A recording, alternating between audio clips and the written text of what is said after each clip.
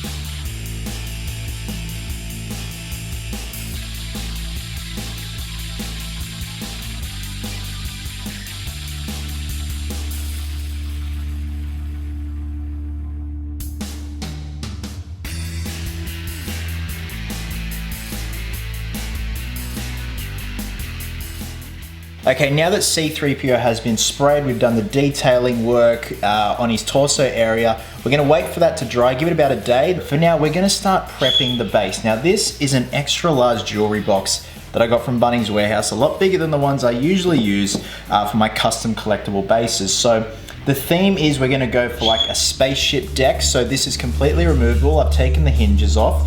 This section is gonna be all gloss black, like a nice museum gloss black, whereas this is gonna be rustic, old, weathered. We're gonna have some rivets added to bits of the balsa wood. So obviously this is the regular base of the jewelry box. These are 2 pieces of balsa wood that I glued down. And these 2 pieces here that are acting as little vent grates are from a grass catcher I just found at Bunnings Warehouse for about $8. You can find them at any local hardware store, probably in different designs as well. I just thought this design in particular was the perfect look for a grate. So the first step, we're gonna prime this whole jewelry box, including the top minus the grates. We're gonna prime these separately and paint these separately before we permanently glue them down. Now, once the primer has dried on this section, we're gonna go in with a nice gloss black paint.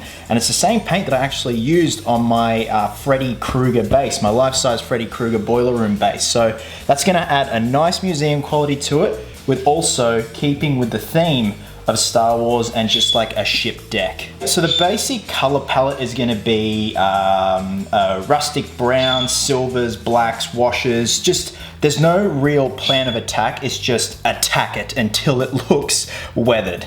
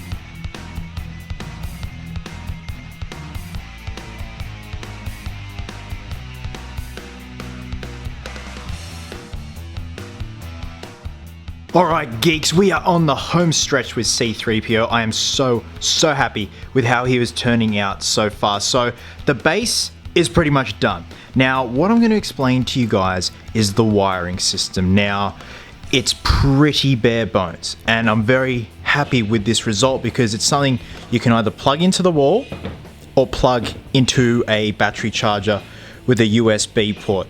So this is the end of the lead here, which threads out the back of the base. So it's going to thread up into C3PO's leg, goes up his leg, up his torso, and into his head. Now these are the inserts that Miles 3D printed, and he's designed it so, as you can see right there, the two LED bulbs can just slot right in the back there. So this is how it works. We've got our two LED bulbs here, which you see right there. So we have a positive, negative, positive, negative. So what I did was I got the negative and the positive on the inside and twisted them together, which is right there. Twist them together. Now, I've broken everything up in different colors just so it's a lot easier to follow. This orange section here is a 50 ohms resistor because there's too much power going into these little bulbs. It'll short circuit them and blow them. So we need a resistor on the positive side, which is that little blue thing right there. So that is a resistor. Now, this is just a bare basic USB lead that Miles gave me. So I stripped it and I got the red and black wire, which is the positive and the negative, and stripped them. So there is the positive wire connected to the resistor side and the negative wire just connected to the negative stem of the other LED bulb, which then comes down to the USB lead.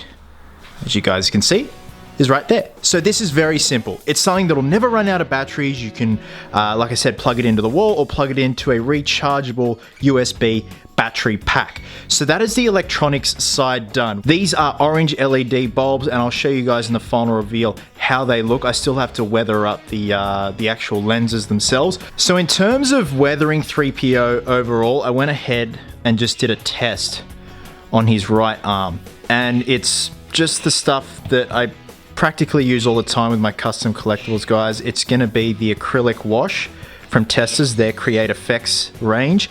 Then after that, I'm gonna go in with some black and gold and a little bit of silver rub and buff, because I wanna do some oil leaks on random parts of 3PO, most notably on the chest here, the torso area, also the piston joints, just little areas that's gonna really bring this piece up a notch. And then once that's done, we can conceal all that wiring, which is in the back, screw him back together, and we're done. We're calling it a day, guys. So with that being said, let's get to it.